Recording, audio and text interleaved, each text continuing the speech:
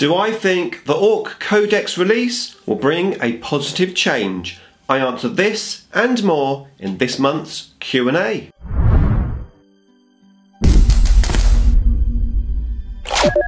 Nick speaking, and welcome to this video. Right, in today's video I am going to answer your questions from the previous Q&A. I've got a great bunch of questions and I am looking forward to this. Before that though, if you would like to keep up to date with the Wonders of Warhammer 40k, then please subscribe and hit the bell button so you don't miss an upload. Okay, so before we go into your questions, I've got a question for you. I am very interested to hear your answer to this one. Now, I'm finding that my hair is starting to get long. I'm due for a haircut. Now, to most people, my hair may not look very long. It probably still looks quite short. But for me, it feels really long. Now, I have my hair cut every 4 to 5 weeks, sometimes 6, depending on how busy I am. So I'm wondering, how often do you have your hair cut? If you could answer this question, and whilst you're there in the comments box below, why not ask me a question for my next Q&A? Right, let's get on with your questions. Okay, so the last Q&A that I did, I tried to do it as unedited as possible, and I am going to do the same for this one. It seemed to go down quite well. So, let's have a look with my glasses at the first question. It is from dmcdraws, and he says, I've recently gotten my 19-year-old daughter into D&D. That's one step towards 40k. Is there a 40k army you'd recommend that has female characters that I could interest her in? So far, I know she likes Arwen and Gal's Gadget's Wonder Woman. Okay, well, yeah, don't we all like Wonder Woman? Well, I suppose the obvious answer is Sisters of Battle. Eldar, of course, have females in the army. Female characters, not quite so much, I don't think. It's difficult to tell sometimes with the Eldar. Basically, apart from sort of boobed armour, there's not actually that much difference because most of them are wearing helmets. Whereas I think the Sisters of Battle, you can definitely tell that they are female a little bit more. Of course, Sisters currently aren't out, but by the time you get there with your daughter, they may well be. In actual fact, having a brand new release might be a good way to get her into 40k. So I'm going to say Sisters of Battle. So yeah, thanks for the question. I'm going to try and read these without my glasses. I have printed them pretty big to try and make it easier. The trouble that I have is I had the video lights on but no other lights in the room, so actually here it's quite dark. Anyway, let's have a go. So it's Wayne Catlin. What's more important, models that look good or models that play good? Would you buy an ugly model if it had amazing rules? This is actually quite a good question. What's more important, models that looks good or that play good? It depends on your perspective, doesn't it? If you play the game and you're playing at like a competitive level, then really probably the rules or how it performs on the table is the most important thing. If you're more of a collector, then probably how the model looks. However, have I bought models that I don't like the look of? I have, and in actual fact, by the time I've finished building, magnetising and painting them, I've actually turned it around from not liking the model to liking it. I now say that I hold judgment until I've actually built and painted a model, whether I like it or not. However, if there is a model which I don't like the look of, I would try to convert it a bit to try and make it look like something that, you know, I like. So I think the answer is yes, I would buy a model even if I thought it was ugly, either because it's good on the table or because it's going to complete my collection of models in the army. However, I would probably try to convert it somehow if I didn't like the look of it. So yeah, great question that though. Right, I had my coffee, of course. and that's really hot. Right, the next one is the Grimm. Yeah, glass is better. Do you think the Ork Codex will bring a positive change? Big fan of the channel. Thank you. Great to hear that you like the channel. Orcs, will they bring a positive change? I certainly hope so. In terms of positive change, I mean, I think it's certainly going to be very positive for all of the Orc players, and that's going to be great. Positive change to the game, I think so, because it's going to change the meta up a bit again, isn't it? So anything that's new generally changes the meta, makes you think more about your armies, makes you change your army lists. So I think on the whole it's going to be positive, and maybe the armies which were doing, you know, the best on the tables might have to be re-evaluated in how they work with the new release of the Codex. So yeah, it's going to be positive for sure. Right, next question is from Dave Dogge, or Dodgy, or Dogge, Dog. Let me know, Dave, how's that pronounced?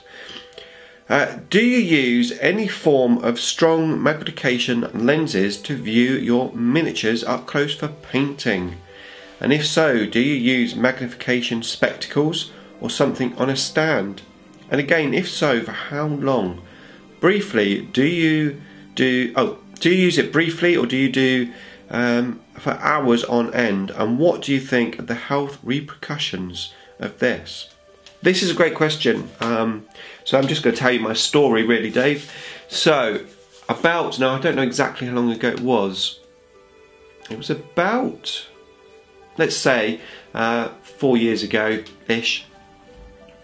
I was painting Aldrad, and I already bought myself a magnifying glass. It's a big glass like that-ish, with a smaller glass which is like ultra magnifying, and it's on a bendy stand, and it has a weight on the base, like a big heavy weight.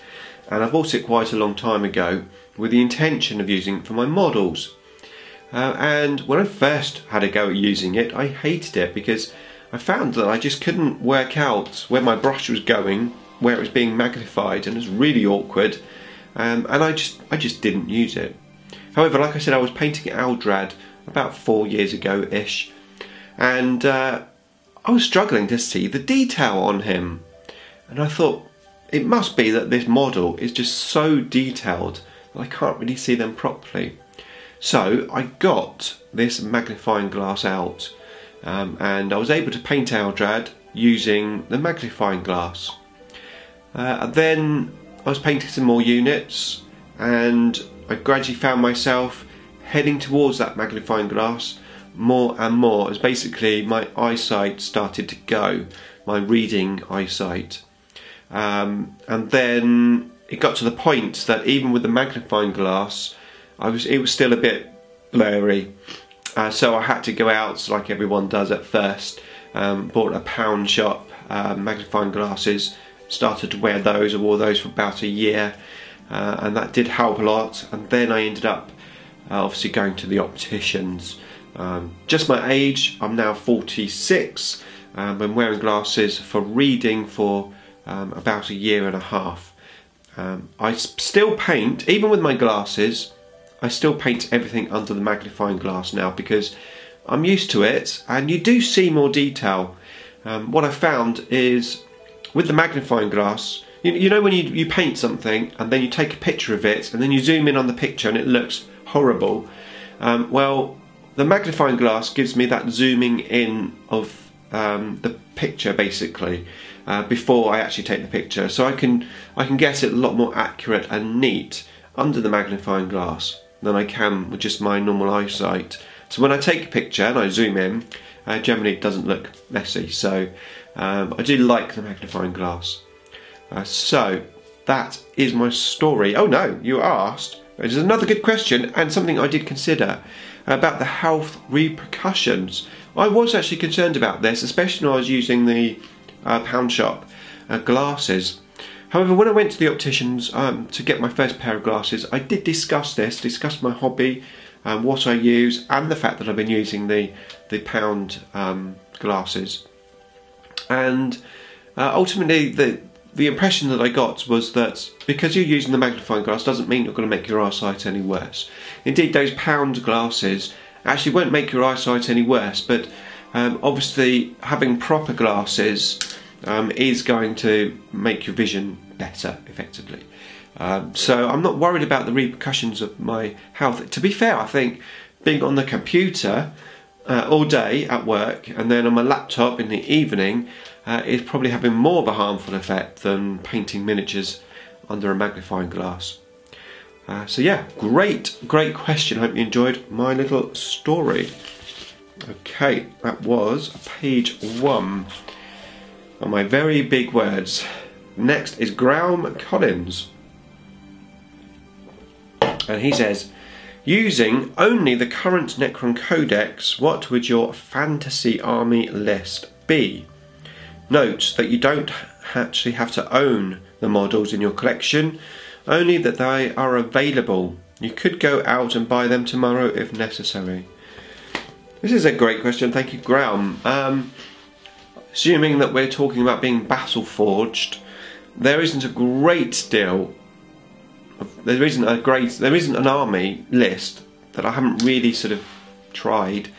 Pardon me. Without the exception of, I do need a few extra units. Now I've only got 1 Triarch Stalker. I want 1 or 2 extra Triarch Stalkers.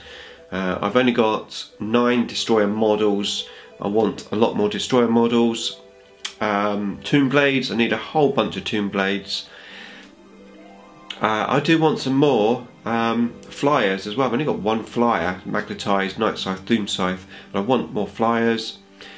There are definitely a lot more units that I want.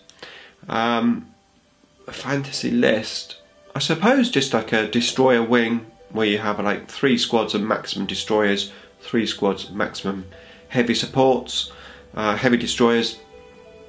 I think that would be fun. Destroyer Lord, a couple of Destroyer Lords, just a whole army based around destroyers. I think that would be fun.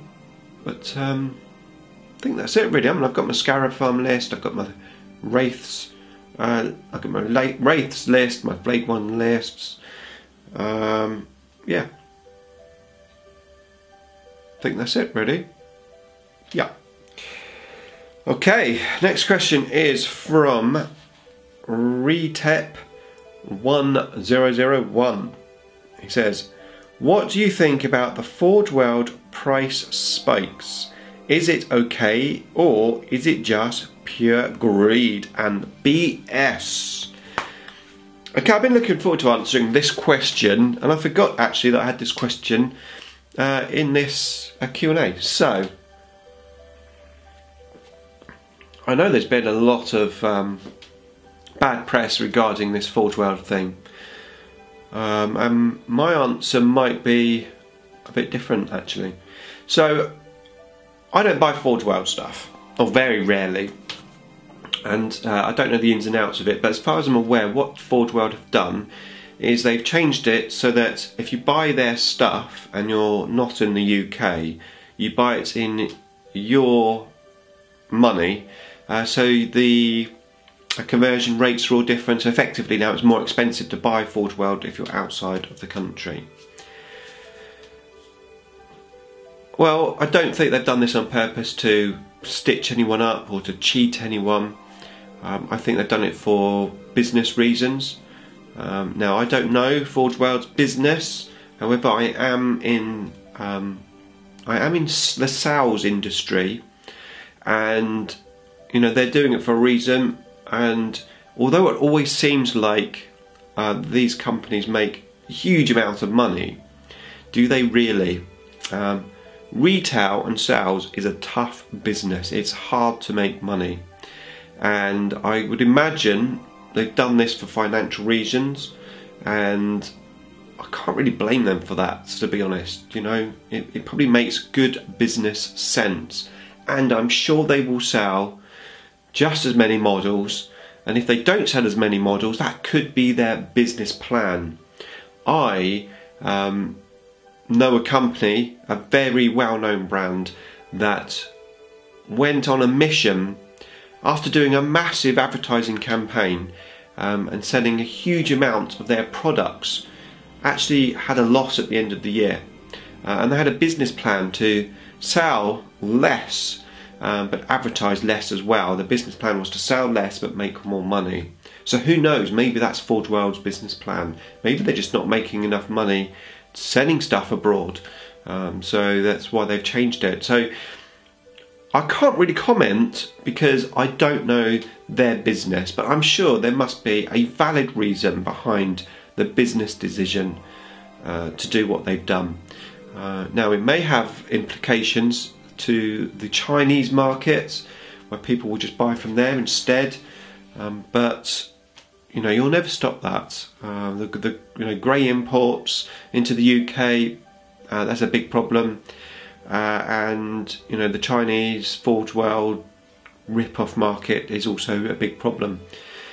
So they've done what they've had to do, and as I said, it doesn't affect me at all because obviously I don't buy Forge World anyway, plus I'm in the UK, and I can understand it probably affects a lot of people, but that's life, I suppose. So probably my answer isn't going to go down too well there, but that is my answer. Thank you for the question. Okay, the next question is from Julian Teichmann. He says, do you have suggestions for a few noobs that want to start a story campaign? I can give you a suggestion because this is what I did, and I am not into the fluff. However, I thought it would be a lot of fun to do a little campaign with my buddy.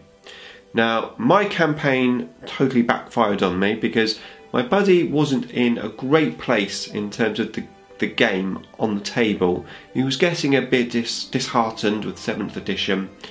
And one of the reasons actually for me making the campaign was to try and make our games a bit more fun. So what I did is I made it as simple as possible, mainly because I'm not into the fluff. I based it around a piece of terrain or a little section of terrain. The idea being that that terrain was on the board every week. However, I might move it into positions as maybe the map would change. And then I came up with some of my own missions based around some of the old 4th edition missions. Some fun missions where you had like an attacker and a defender, something a little bit different from the norm. I even incorporated different points levels, so just to try and make it a little bit more fun again. So if you won, maybe you got less points on the next game, or you got more points, etc. So I pre-wrote all of the missions, and the idea was that whoever won the first game would have an impact on the second game, leading up to a 5th game, which was like the ultimate end game, where we had both sides had increased points, and yeah, it seemed like a lot of fun. We played 2 games and then my buddy gave up playing it, so mine failed unfortunately, but I think the concept of what I did was good, to pre-make the games, the missions, a little bit of fluff, a little bit of a story, not much. I did like 2 or 3 paragraphs, and then that leads you into the games. So that's what I would suggest. Pre-plan it basically. Thank you for the question. Right, the next question is from Capatan Morgan's Wargames, and he says, by the time you answer this, we'd have played all 5 confrontation missions with the assault list, and although you were down 1 model with 1 wound when I played my 1,000 Suns, you only narrowly lost that on points.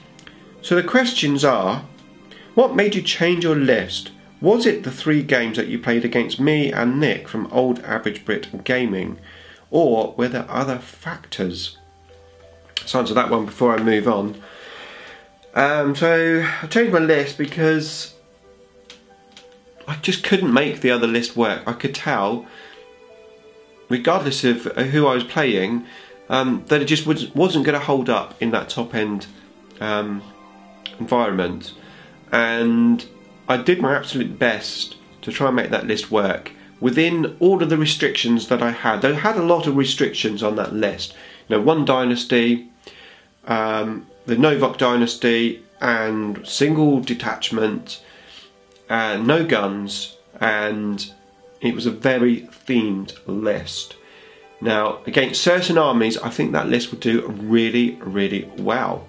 But against other armies and the environment of basically kill as much as you can on turn 1, which is what basically tournaments are, my list just can't cope with that. So that was one reason. But definitely playing you guys helped me take that journey and discover that was going to happen. I always knew it was an uphill battle, but I thought I could probably win 2 or 3 games with that list, and quite possibly I could have done with the right opponents. But I run a Necron channel, and I don't want to go to a tournament and come back and say, hey, I lost all 5 games. That may still happen, but you know, I want to do well for the Necrons. Necrons! So that was another reason why I changed the list, really. So yeah, that's your first question. Next one is, having played 1 game with the new list, how do you think this will stand up against shooty lists or smite spam lists like mine? So you're talking about the Vault list, which I played first. I think the Vault list is very reliant on first turn, preferably guessing it. Excuse me. If I'm going to vow in front of my enemy, I do want to make full use of the turn 1, really, which is what happened when I played Ace with that list the first time. Is I lost turn 1, and because of that I lost 2 squads of Immortals. I think I lost nearly a squad of Destroyers. Basically half of my army was wiped out on turn 1. I think that's the issue with that Vault list. I think it's very good, and if I get turn 1 I can do a lot of damage. I think if I don't get turn 1 I could be quite vulnerable. Now you can say that with most lists probably, but the fact that I'm putting myself, exposing myself on turn 1 by teleporting everything right in my opponent's face, and I don't get turn 1, I'm pretty vulnerable. So as you know, I think I've pretty much decided I'm not taking that list. I'm going to take the other list with another little tweak that I want to do. I want to get a cryptic into that list, and then I think I'm done and dusted. But yeah, next you say, firstly, I'd like to congratulate you on having the balls to change your list when you realised that you were struggling with it. Do you think the new list is better equipped for Confrontation 3?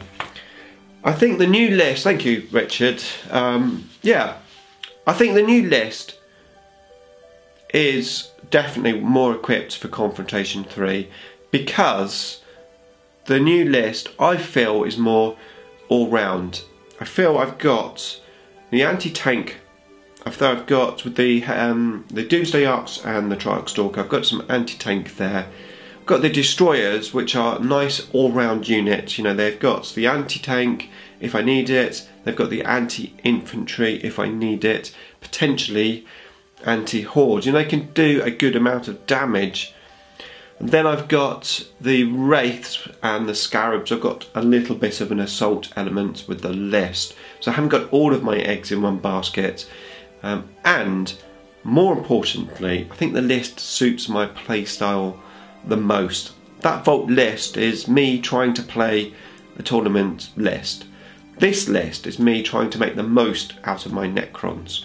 And yeah, I'd like to think that I'm going to get at least 2 wins, hopefully 3 wins or more with this list.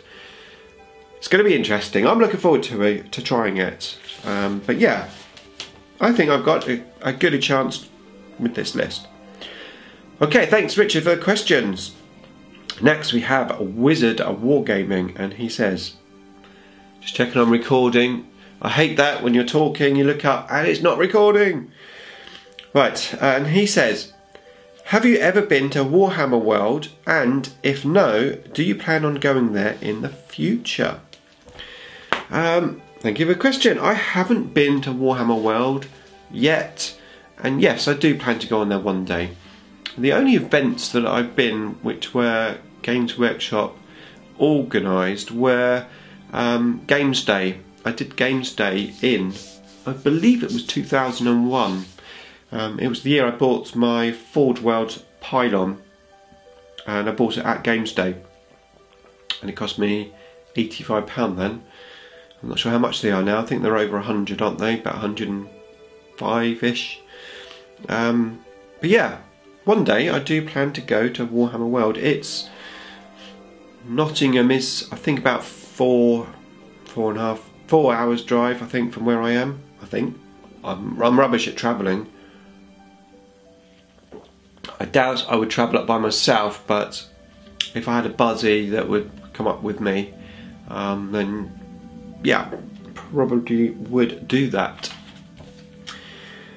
Right, next is, and I think I'd take my daughter with me because I think she'd like it. Yeah, that'd be good. Okay, next question is from Underdog Painting, and he says, when making an army, when do you think enough is enough and you don't need or want any more models for it? He also asked another question as well on a different Q&A which I picked up yesterday. It's not on the list, but the other question was, what is it about the hobby that makes it addictive? So I'll answer that one first, then we'll come back to this one. I think the hobby is addictive because it's very, very rich in things to do. It's not just one thing to do, is it? You've got so much, the fluff, so you can read books on it, you can make your own fluff up for your armies, you've got the modelling side where you can do building and converting, you've got the painting side where you can do obviously the artistic side of painting and getting better at that, and then you've got the gaming side, all different types of gaming, fluffy games and competitive games, tournaments. It's basically a very rich hobby with things to do, and I think that's what makes it addictive, because there's just so much to do that you've constantly got something to do, you've got something to think about. And now my hobby is expanded double that by the fact that I run the YouTube channel, and as you know, that can be quite addictive as well. So I actually view the YouTube channel as part of my hobby. It's all one, encompassed under one big thing. Now the other thing which I think is quite important here is the artistic side of the hobby. I think is quite addictive and also a great outlet for, I think myself, for example, I feel like I'm quite artistic person. I feel like I'm quite good with my hands, and I don't think if I had the hobby I would be doing anything in life that would be artistic. So I think the hobby's brought that to me as well. So yeah, that's that answer. Now let's go back to the other one. Oh yes, when do you think enough is enough when collecting models for your army? This is actually a really good question, because I've been thinking about this quite a lot. It's been brought on by the tournament that I'm going to, where I'm discovering, even though I've got 14,000 points of Necrons, I hardly have any Necron models. I need more stuff if I want to keep up with the meta. I need maximum destroyer units, I need maximum Toonblade units, I need more flyers, I need Triarch Stalkers. I think, now when I first started the hobby, my plan always was, I'm going to do Necrons, and I'm going to collect everything Necrons. And as you know, it's a slippery slope. And then it's like, maybe it'd be nice to have an army which works differently to Necrons, maybe an assault army rather than a shooty army. So I did my Space Wolves. And then I walked past a charity, and then I bought my Tyranids from my buddy, really cheap. Walked past a charity shop, saw some Eldar models in the window. Hey, I'm doing Eldars. a YouTube challenge got me doing my Dark Eldar army, and then various gifts and prize wins from YouTube has got me doing my Chaos army.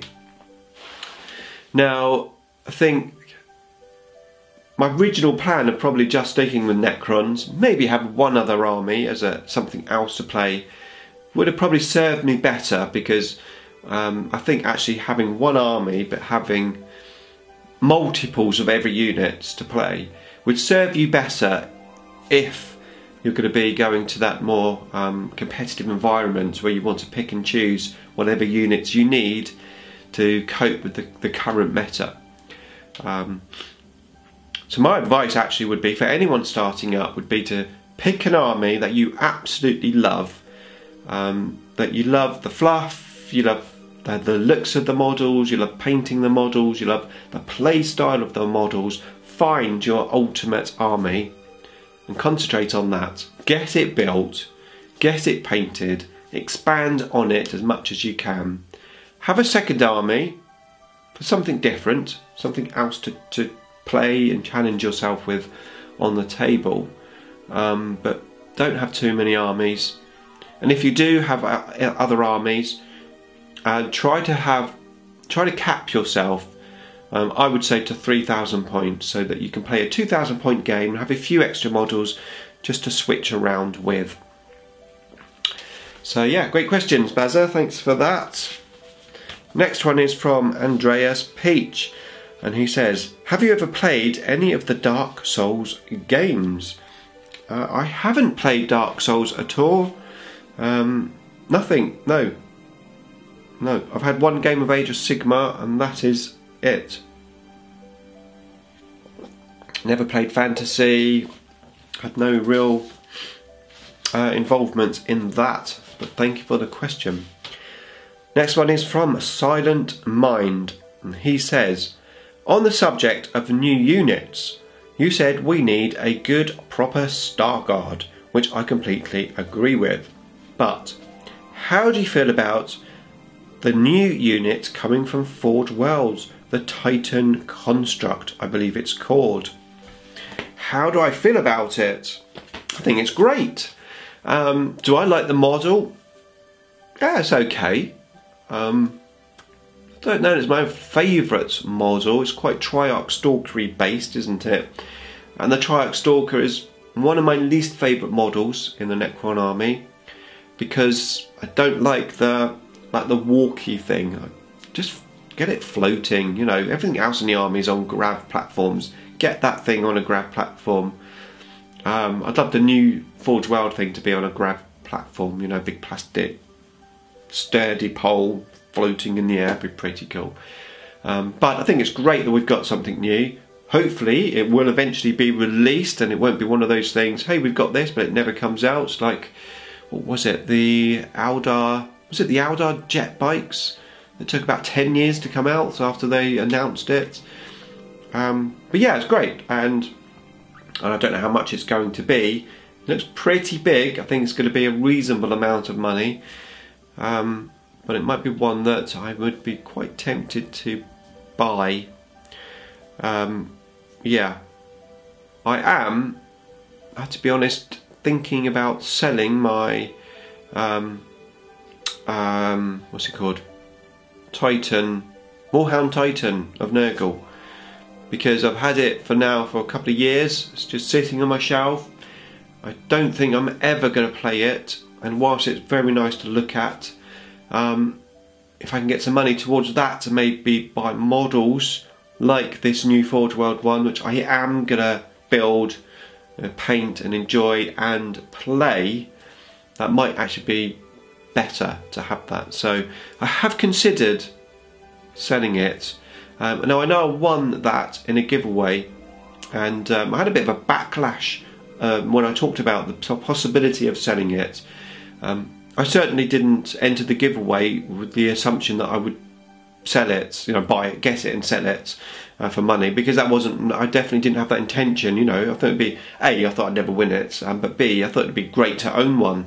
and it is great to own one. You know, I've got one, it's there on my table in my living room, and I do very often look at it. However, it seems like an expensive ornament, you know.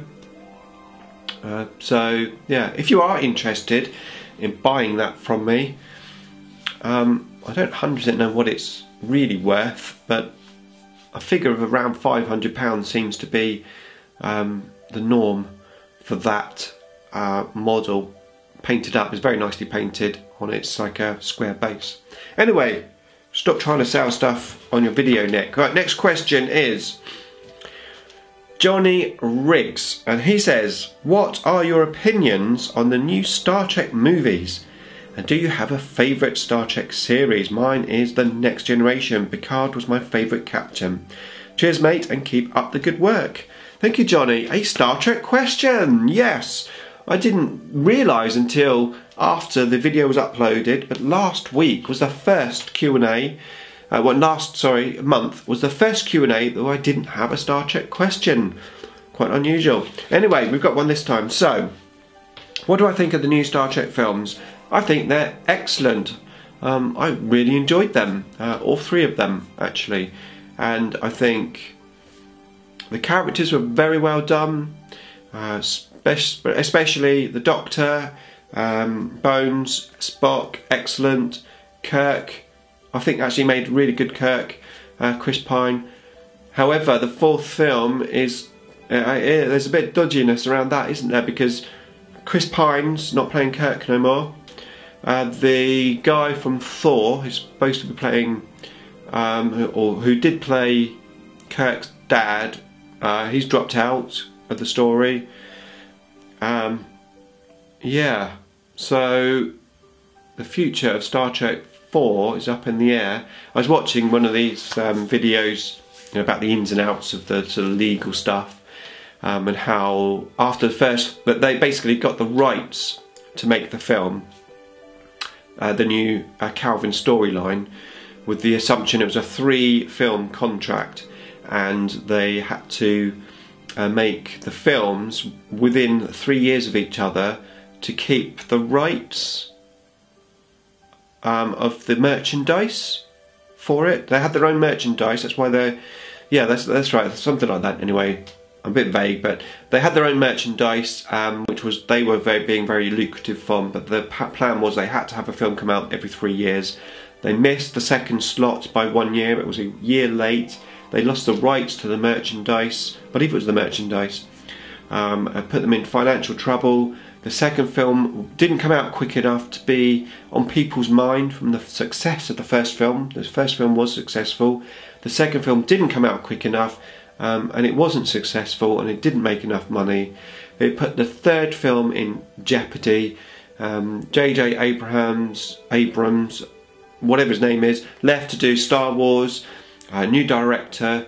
The third film actually, the second film didn't get a great response from fans either. The third film did get a much better response, but it was almost too little, too late. And then, because they haven't made enough money, after originally promising Chris Pine and the other actors that by the time the third film comes out and we renew your contract, we'll be so successful, we'll be able to offer you X amount of millions of pounds. Actually, they went to them and said, look, we're in financial trouble. Actually, Paramount is in financial trouble, and we've got to reduce your wages. And Chris Pine went, up yours. So, yeah. Right, I don't know if that answers your question or not. Right there. What's your opinions on the new Star Trek film? Yes, okay. And what is your favourite series? My favourite series, although I do like them all, has to be Voyager.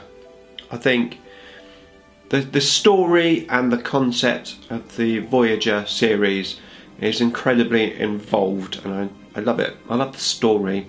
I think they've got some great characters, you know, Kim, Paris, Janeway. Janeway and Chakotay are okay, but not necessarily my favourite. But I like Kim and Paris, of course. 7 of 9, who couldn't not like that, and the Doctor, fantastic character. So I love Voyager, but I do like all the others. Deep Space Nine, the Dominion Wars is absolutely awesome. Enterprise, the Xindi series, the Xindi arc, Season 3, absolutely awesome. Of course, gotta love the originals. And Picard, absolutely. I mean, Picard's great. Some, you know, solid episodes in that. Okay, thank you for the Star Trek question. Next is from Peter Nicholas, and I have to say, Peter Nicholas, thank you very much for all of your fantastic comments you always give me on my videos. You're yeah, inspiring me to keep going, as you all do with all of your comments. Right, and he has a question. He says, I have a question about your Necrons. Why do you never field a shooty army, such as destroyers or heavy destroyers, monoliths, even warriors? As you seem happy to post details about your personal life. Okay, let's do that separately. Well, it's never, isn't the... Oh, that's rubbish. I won't edit because I'm not editing. Well, never, of course, is not the case, because I do field other armies, and I have done in the past. I am now, and I will do in the future. However, I did concentrate for a good period of time on the assault list, mainly because I was trying to make it work for the Confrontation 3 tournament, and I had those restrictions on the list. I do love playing Necrons in all shapes and forms in terms of army lists, but yeah, it was a good challenge to try and play a shooty army as an assault army, and I've had success in doing that in the past, and I think in a friendly environment my assault list would do very well, but I think in the competitive environment, especially with wraiths being the linchpin of the army, and those competitive armies taking away your invulnerable save, and with so much smite around, yeah, couldn't make it work. So watch this space, lots of different army lists coming from me. I'm intending on doing, I've got some good ideas that I want to do. I say good ideas, I've got some ideas that I want to do. I want to do a full quantum shielding army, and what's the other idea? Oh yeah, I'm going to bring back the super flanks. If you haven't seen my super flanks tactical video and army yet, I will try and find it. It's an old one. I'll link it up there. I think it's a 6th edition list, but I'm going to try and bring that back. Right, okay, the next question is from, oh no, another question from Peter, and he says, as you seem happy to post details about your personal life, I wondered if there is a future Mrs. IDICBeer on the horizon, or are you staying single and devoting all of your energy to 40k, live long and prosper? Okay, so it depends what day you speak to me. I'm a little bit more positive on some days than others. Some days I'm thinking, yeah, you know, my true love is just around the corner. There's somebody out there for me. It's going to happen. Third time lucky. I've been divorced twice. Third time lucky, and it's all going to be rosy. And then on another day you might speak to me and it's like, never again, ever. So it depends what day you get me on. There is someone that I really like, and I'm working on her. We're talking, fine. We're in the stage of we're just like getting to know each other. Just we're meeting each other on a chance meeting, and yeah, she seems quite willing to talk to me, and at some point I could ask her out. So yeah, I do like her a lot, but we'll see what happens there. But yeah, one day, and hopefully it will be, when I meet the right person, it will be an actual Mrs. IDICBeer, who would like the hobby, maybe get involved in the channel and stuff. That'd be awesome. But yeah, we'll see. Great questions, thank you. Okay, so the next question is from Jim White, and he says, have you seen the movie Christopher Robin? If yes, what did you think of it? If not, are you going to see it? He's put a date. He sent it on the 25th of August 2018. I don't know anything about this movie. Is it a new movie? I assume it is. That's why you've put a date. So I've never heard of it and I've not seen it. But if it comes up in my movie feeds that I use to watch movies, which I'm sure it will, I'm sure I will watch it. Yeah, but I haven't seen it yet. Not even heard of it. Okay. I don't really get to hear about movies because I don't go to the cinema. I don't watch telly to see adverts. Unless there's an advert on a YouTube video of a movie, I don't really find out about movies. I'm not one of these people that go out of my way to find out what the latest movie releases are. If they come up in my feed, I watch them.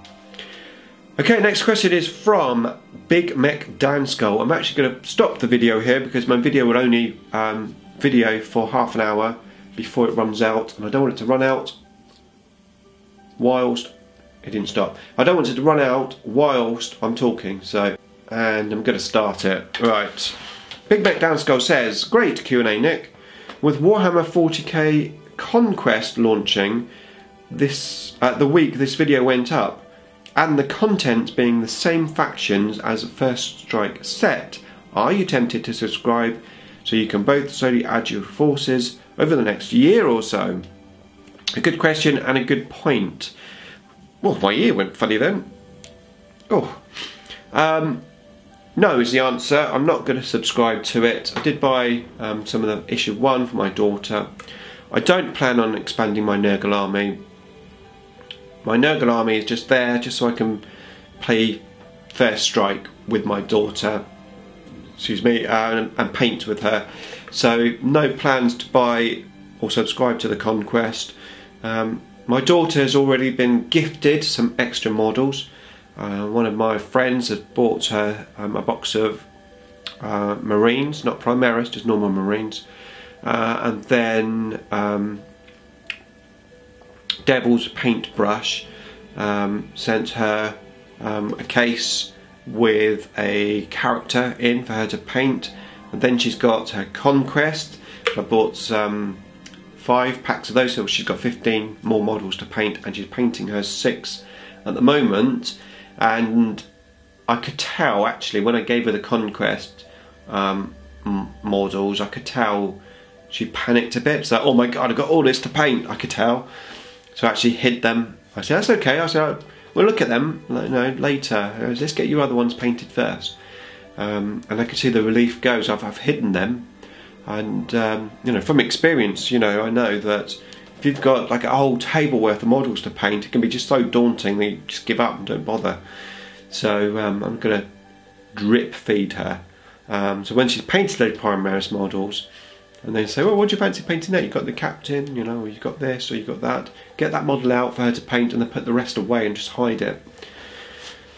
So that's answered that question. Next question is from Leon T66. Definitely check his channel out. He's into historicals more, but he's a great guy and he's very knowledgeable about the hobby and also Games Workshop as well. Correct me if I'm wrong, but I believe you worked at Games Workshop, didn't you, Leon? But yeah, check his channel out. The links for everyone is in the description below. His question is, Kirk or Picard? And do you watch all the spin-offs? Yeah, Kirk or Picard. Out of those two, it's definitely Kirk. I like the Kirk character. In the Next Generation, I have nothing against Picard, but I prefer Riker, because for me Riker is the Kirk character. Yeah, and yes, I've watched all of the spin-offs. I own all of the spin-offs. I'm looking there because that's where they are. I own all of the spin-offs and I've watched them many times. I'm always watching Star Trek. I used to watch it sort of every day, but obviously as life progresses, I now watch it once a week. I have like a Star Trek night where I watch 1 or 2 episodes with my eldest daughter when she comes around. We're currently watching Voyager. What we do is we just go through the series basically. So we watch Voyager and we do that in order of their release. And we gradually go through them. So I think I'll always be watching them and the movies as well. I mean, I've watched the movies a lot. So yeah, great question, Leon, thank you. Okay, the next question is from Victor Kess, and he says, what is your favourite miniature in your collection? The one you feel most proud of? At this moment in time, although there's a lot of models that I am very proud of, I think the most proud model is my 4-year-old avatar. If someone comes around and knows nothing about the hobby and I want to sort of showcase the hobby and what I've achieved or what I've done, although my Space Wolves I think are up there at the same level, if not actually a better level than my avatar. I think the avatar's the one that looks more impressive with the molten lava and stuff, so that's the model I get out to say, yeah, this is what I do. So yeah, 4-year-old avatar. Next question is from BEERANID 40k, and he says, question for the next Q&A. Have you played against Genestealer cults since they were given a new life in the 7th edition? What do you think of the army? No, I've never played against Genestealer cults. I've seen them. Obviously I know about them, and I saw them in action at a tournament that I went to a couple of years ago, so I was 7th. What do I think of Genestealer cults? I love Genestealers. I love Tyranids, and that's great. Imperial Guard is my least favourite army. So it doesn't feel right to collect or play Genestealer cults because I'm torn there. So I like just playing pure Tyranids myself. But it's good that it's back, and I know obviously a lot of people like them. They seem quite nasty, you know, that first turn assaulting stuff that they can do. But yeah, I can't see myself ever doing Genestealer cults. No, I think I'll stick pure Tyranids. Okay, thank you for the question. The next one is from Brush and Quill, and he says, Games Workshop are always bringing out models that get nicer in plastic, but what old or plastic model do you wish they hadn't replaced? This is a good question, and I've been thinking about this question, trying to rack my brains about the model which basically I think wished they hadn't replaced.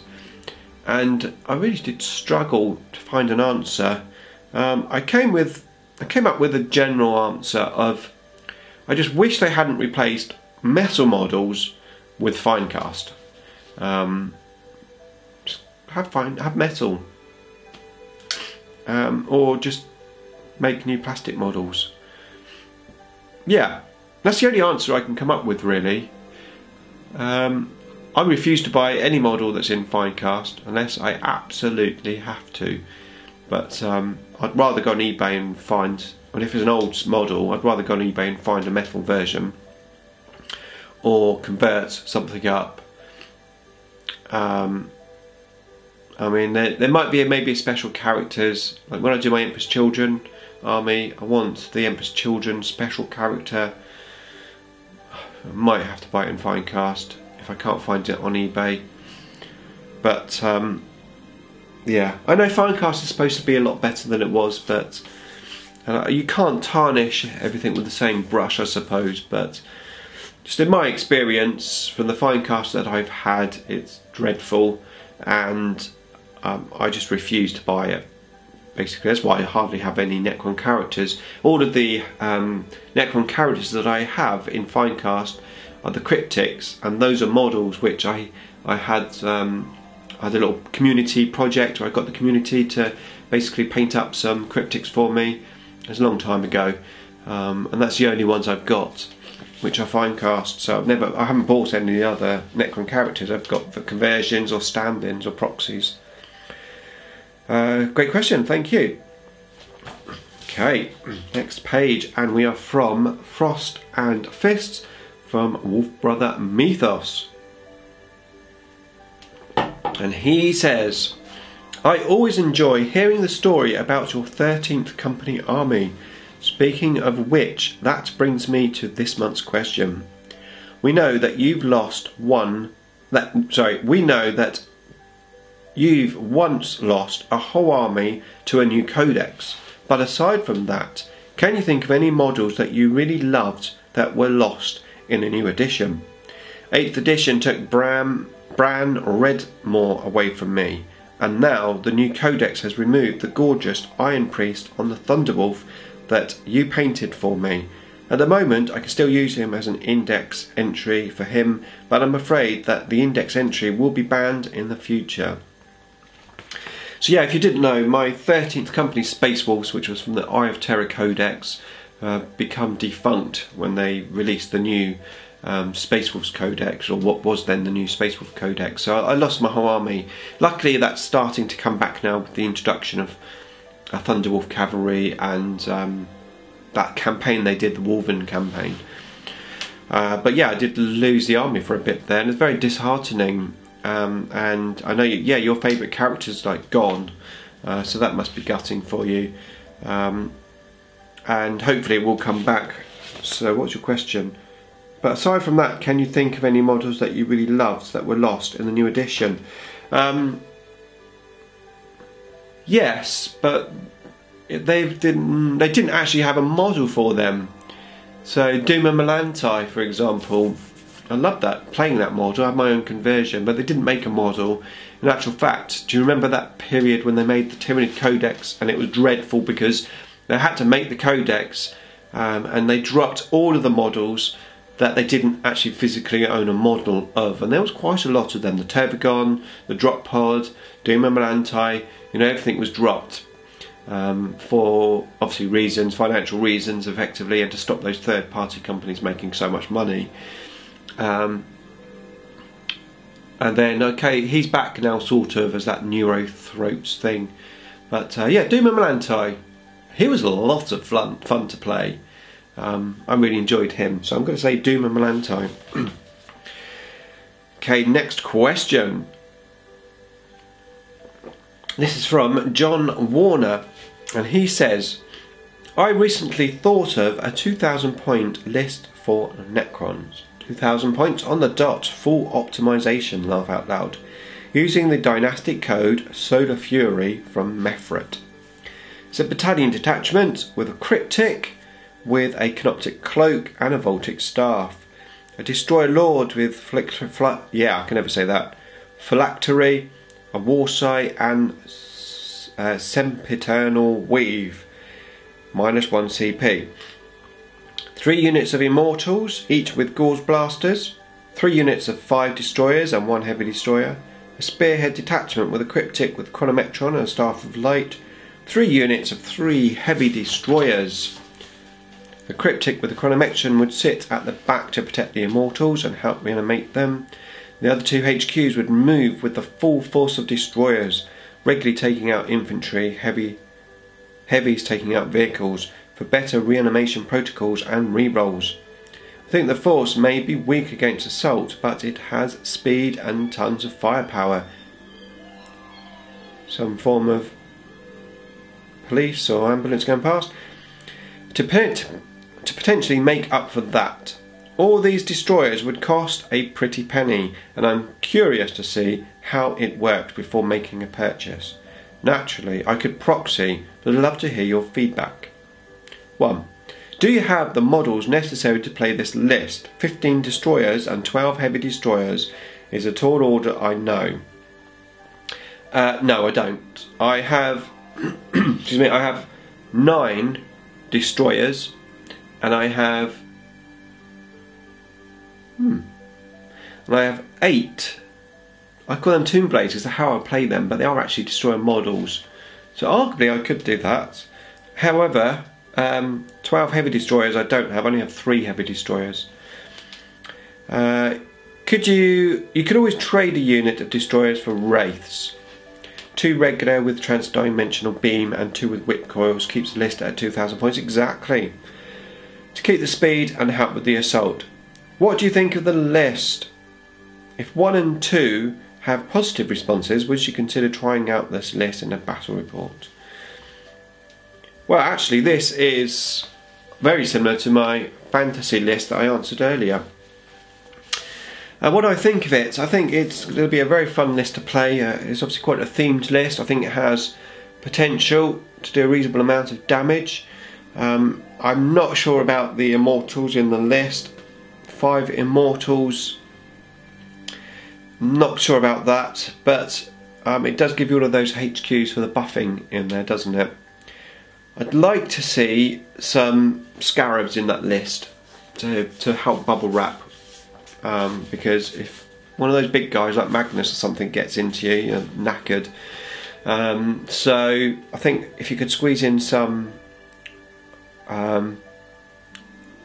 bubble wrap units, that would be good. I'd be tempted, if I was you, to probably drop the troops and stuff and get some Tomb Blades in there, some extra firepower, go all out firepower and speed. Pardon me. But yeah, it's a good list. Would I play it? I would play it. I had the models. Just don't know. I have the really proxy stuff, and if it's proxied that much, I wouldn't probably make a battle report from it. I might just play it off camera. But yeah. Last thing he says is, oh, and did you play the video game Dawn of War, Dark Crusade? If you played that whole franchise, which one is your favourite? No, I don't do video gaming at all, so I've never played that one. But great questions, thank you, and thank you to everyone, because that was the last question. Now if you want to ask me a question, please post that in the comments box below and I will answer it on the next video. And if you enjoyed this video, please consider subscribing. Hit my icon at the end to keep up to date with the Wonders of Warhammer 40k. Beam me up!